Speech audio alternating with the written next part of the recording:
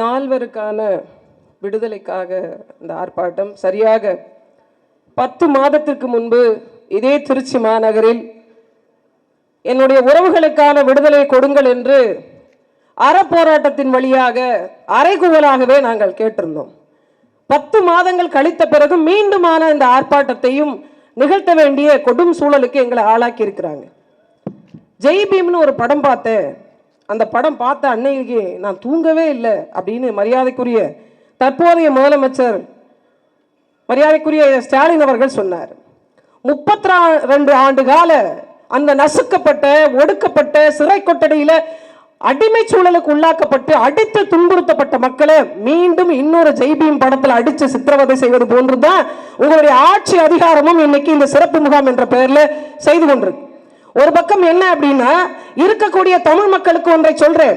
நீங்கள் வந்தவன் போனவனை எல்லாம் ஆள விட்டதனுடைய விளைவு வேறு எவனோ வந்து ஆட்சி அதிகாரத்தில் இருந்து கொண்டு நம் இனத்தின் மக்களை சிறை கொட்டடியில் போட்டு அடைத்து வைத்திருக்கிறான். நீங்கள் வேடிக்கை பார்க்க சபிக்கப்பட்டவர்களாக மாறி போடும்.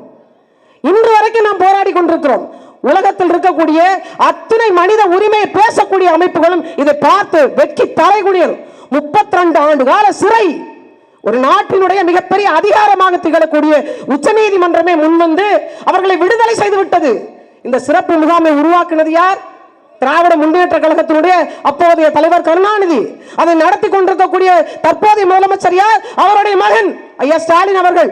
இனிமேல் அவருடைய பேரன் வந்தாலும் கூட இங்க இப்படித்தான் ஒரு சூழல் இருக்குமா என்ற கேள்விதான் உங்களுக்கு சொல்றோம். ஏன்னா தார்மீகமா பதில் சொல்ல வேண்டிய கடமை திராவிட முன்னேற்ற கழகத்துக்கு இருக்கு. அந்த மக்கள் எங்காவது போயிருப்பாங்க, எங்காவது வாழ்ந்திருப்பாங்க. என்னுடைய மொழி பேசக்கூடியவர்கள் என் இன மக்கள் இந்த நிலத்தில் இருக்கிறாங்க நம்பி வந்தாங்கய்யா. தமிழ்நாட்டு மக்களை நம்பி வந்தாங்க. நம்பி வந்தவர்களைத்தான் சிறைப்படுத்தி ஒரு ஓரமா உட்கார வச்சிருக்கோம். எல்லாவற்றிற்கும் மேல ஐயா ஸ்டாலின் அவர்கள் 2021 தேர்தலில் ஈழ மக்களுக்கு நான் ரெட்ட குடியுரிமை தரேன்னு சொன்னார். ஒத்த குடியுரிமைக்கே வழி இல்லை. ஆனாலும் நாங்கள் என்ன சொல்றோம்? எங்களை முறையாக வாழ விடுங்கள். எந்த நாட்டிற்கு போனாலும் அவன் நம் மொழி பேசக்கூடியவர்கள் அங்கு அதிகமாக இல்லை, அங்க பூர்வ குடிகளாக இல்லை. ஆனாலும் மற்ற நாட்டுக்கு எங்கெல்லாம் ஈழ தமிழ் மக்கள் போனாங்களோ சுதந்திரமாக வேலை வாய்ப்போடு குடும்பத்தோடும் செல்வாக்கோடும் நல்லபடியாக குறைந்தபட்ச மரியாதையோடும் வாழ்ந்து கொண்டிருக்கிறாங்க. ஆனா என் மக்கள் இருக்கிறாங்கன்ற நம்பிக்கையில வந்தாங்க. நாம் நம்மளுடைய சட்ட சொந்தம் இருக்கின்ற ஆதரவின் அடிப்படையில் வந்தாங்க. அவங்க இந்த நிலைமைக்கு காரணமே இந்த திராவிட முன்னேற்ற கழகத்தை சார்ந்தவர்கள் தான். யாரை சமாதானப்படுத்த போறீங்க? வரக்கூடிய தேர்தலில் உங்களுடைய வாக்குறுதியை என்ன சொல்லி வாக்கு கேட்க போறீங்க? காங்கிரஸ் உங்களுக்குமான கூட்டணி பின்னி பிணைப்போடு இருப்பதற்கான வேலையாகத்தான் மீண்டும் செய்ய போறீங்களா? எனக்கு முன்னால் பேசினவங்க எல்லாம் சொன்னாங்க இந்த என்ஐஏ ரைடு பத்தி. என்ன பல பேர் போன் பண்ணி கேட்கறாங்க, உங்க வீட்டுக்கு வரலையா? எங்க வீட்டுல என்னையா இருக்கு. அதுல எங்க அண்ணன் முருகன் வீட்டுக்கு போயின்னு அண்ணன் துரைமுருகன் வீட்லயாவது 2 புத்தகம் தலைவர் பத்தி எடுத்து போயிருக்காங்க. அங்க போனோம்னா நம்ம தேர்தல் வரைவறிக்கை புத்தகம் இருக்குல்லன்னு ஆட்சி வரைவை அதை தூக்கிட்டு போயிட்டியா?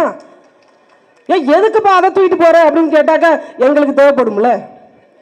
அதுல இன்னொரு ரகசியமான ஒரு தகவல் வந்திருக்கு. திராவிட முன்னேற்ற கழகத்தை சார்ந்தவங்க எனக்கு ஒரு காப்பி கொடுக்குன்னு கேட்டிருக்காங்களா? ஏடாதே எங்க கட்சி தலைமை அலுவலகத்துக்கு போங்க, ராவணன் குடிலுக்கு போங்க, அடுக்கி வச்சிருப்பாங்க. ஒண்ணு கேளுங்க, நேர்மையா கேட்டு பழகுங்கடா. உங்களுக்கு தான் நேர்மை நீதி நியாயம் ஒரு இளவும் கிடையாது. இதுக்கு களவாண்டு 3 வண்டியே 15 ஆபீசர்ஸ் இந்த புத்தகத்தை தூக்கிட்டு போறது இல்ல. என்ன கேட்கறாங்க, ஒரு 4-5 வண்டி வாசல் இருந்தா கூட சந்தேகம் வந்துடும் போல. எங்க வீட்டை மாடி ஏறி துடுத்துன்னு ஒரு 15 அதிகாரி வந்தா மேல இருந்து இடிச்சுட்டு கொட்டு முடிஞ்சிடும் சோழி. எங்களை பயமுறுத்தி பாக்குறாங்களா? தமிழர்கள் நாங்கள் அறத்துடன் இருப்பதனால் உங்கள்கிட்ட பேசி கொண்டிருக்கிறோம். இதே நிலத்துல நீ ரைடு விடுறதா இருந்தா 31 லட்சம் பேருக்கு ரைடு விடணும் ராஜா. 31 லட்சம் பேர் இருக்காங்க தமிழ்நாட்டில். அத்தனை பேருக்கு ரைடு விடணும். ஏன்னா 50 பேர் நாங்க இந்த நிலத்தில் புலிகளாக வாழ்ந்து கொண்டிருக்கிறோம். தமிழ்நாடு அரசுக்கு முதலமைச்சர் அவர்களுக்கும் தார்மீகமா நேர்மையா கோரிக்கை வைக்கிறோம். இவர்கள் 4 பேரும் விடுதலை செய்யுங்க. ஒரு உயிர் போனாதான் இந்த இடத்துல நாங்க எல்லாம் கிடைக்கும் அப்படின்ற சூழல்லாம் மாறி போச்சு. உங்களுக்கு இருக்குல்ல, உங்களுக்கு தூக்கவே முடியலனால அந்த தம்கட்டி தூக்குறீங்கல்ல, போறீங்கல்ல, ஜிம்முக்கு போறீங்கல்ல, இழுக்க முடியாத கம்பியை பின்னாடி ஒரு டோல் வச்சு இழுக்கிறீங்கல்ல. ஆனால் நடைபயிற்சி மேற்கொண்டே ஆக வேண்டும் என்ற சூழல் இருக்கக்கூடிய எங்க அண்ணனுக்கு ஏன் இந்த வாய்ப்பை கொடுக்க கூடாது? நீங்க அந்த இடத்துல இருப்பீங்க. ஒரு அரசின் வேலையாக வெளியில சென்றால் கூட உங்கள் குடும்பம் இல்லாமல் உங்களால் செல்ல முடியவில்லை. ஆனா நாங்க 32 வருஷ காலம் என் பிள்ளை எப்படி இருக்கிறான், என் பேரப்பிள்ளை எப்படி இருக்கான், என் அம்மா எப்படி இருக்கா, அவள் என்ன நோய்வாய்ப்பட்டு இருக்கா, கடைசி காலத்தில் அவளுடைய உயிர் பிரியும் போது என் மடியில் பிரியணும், அல்லது என் உயிர் பிரியும் போதாவது ஒருவாய் கவலை சோறாவது என் குடும்பத்தோட திங்கணும். அந்த மக்கள் ஏங்கி தவிக்க மாட்டாங்க.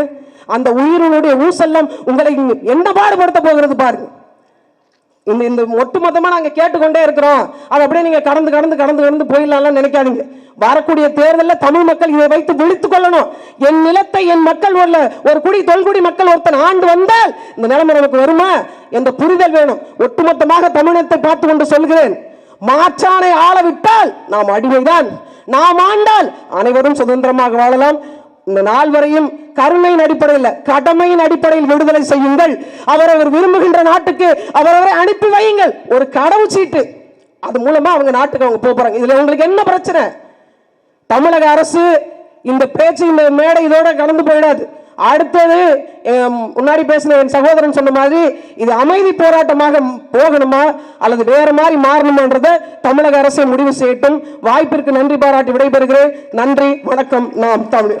அடுத்து மாநில அண்ணன் உள்ளிட்ட அவையோர் அனைவருக்கும் புரட்சிகர மாலை வணக்கம். ஒரு இனம் இந்த பூ உலகில் தொடர்ந்து அழிக்கப்பட்டு தன் இனத்தை மறைக்கப்பட்டு வருதுன்னா அது தமிழினம்தான். எல்லா காலகட்டத்திலையும் ஒரு இனம் ஒரு இனப்படுகொலை ஏதோ ஒரு காலகட்டத்தில் இன்றும் இந்த நொடியும் நடந்து கொண்டுதான் இருக்கு. ஆனா அதிலையும் நம்மளுடைய தமிழினத்துக்கு இழைக்கப்பட்ட துரோகம் மிக பெருசு. இந்த திராவிட கட்சிகள் என்ன சொன்னாங்க? நாங்க தமிழர்களாக இருக்கோம், தமிழ் இனத்துக்காக இருக்கோம், தமிழ் வளர்த்தது நாங்க தான், உங்க கலாச்சார பாதுகாத்தது நாங்க தான் சொல்ற இந்த திராவிட கூட்டம் ஆரிய சங்கிகள் என்றால் இவர்கள் திராவிட சங்கிகள். நம் இனத்தை அழிக்க வந்த திராவிட சங்கிகள் இவங்க. மாட்டுக்கறி தின்னா அடிப்பேன் உதைப்பேன் வெட்டுறேன்னு சொல்றவன் இங்க மனித மலத்தை தின்ன விட்டு அதற்கு இன்னும் தீர்வு தராத இந்த திராவிட ஆட்சி இந்த சிறப்பு முகாமுக்கும் தீர்வு தராது. ஒரே தீர்வு நாம மட்டும்தான், நாம் தமிழர் மட்டும்தான் இதுக்கு தீர்வு. எல்லாரும் சொல்றாங்க விடுதலை புலிகளோட உங்களுக்கு தொடர்பு இருக்கா? நாங்க ஒண்ணுதான் சொல்லுவோம், புலிகளை போல் வேகம் உண்டு, புலிகளை போல் வீரம் உண்டு, புலிகளை போல் தங்கள் இலக்கை அடையும் விவேகம் உண்டே தவிர மற்றதெல்லாம் நீங்க தான் சொல்லணும். எப்படி?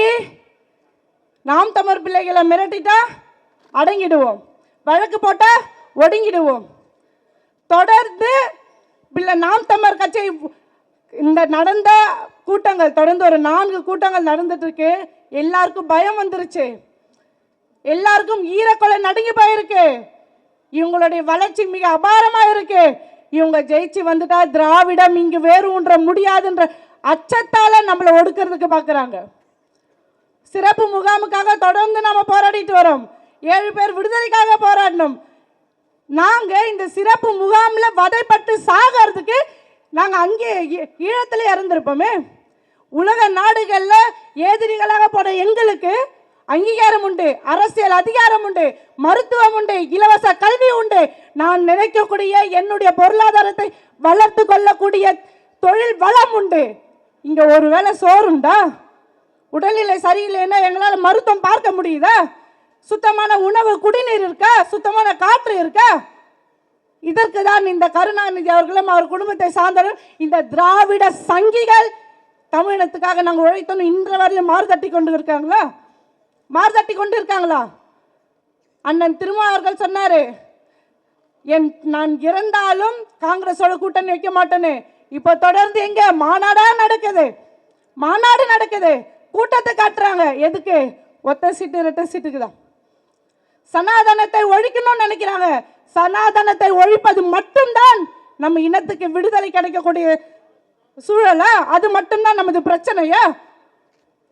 நம்மளுடைய மொழி காக்கப்படணும், நம்மளுடைய வரலாறு காக்கப்படணும். நம்ம நாட்டில் இல்லாத வளங்கள் என்ன, வரலாறு என்ன, எல்லாத்தையும் அழித்து விட்டு இந்த திராவிட கட்சிகள் நம் இன வரலாறை அழித்து விட்டு தான் தான் தமிழ், தான் தான் திராவிடன், தான் தான் இந்த மண்ணுக்கு சொந்த ஒரு போலியான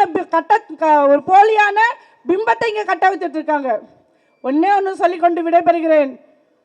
பனங்காட்டு நரி இந்த சலசலப்புக்கு அஞ்சாது, நாம் தமிழர்.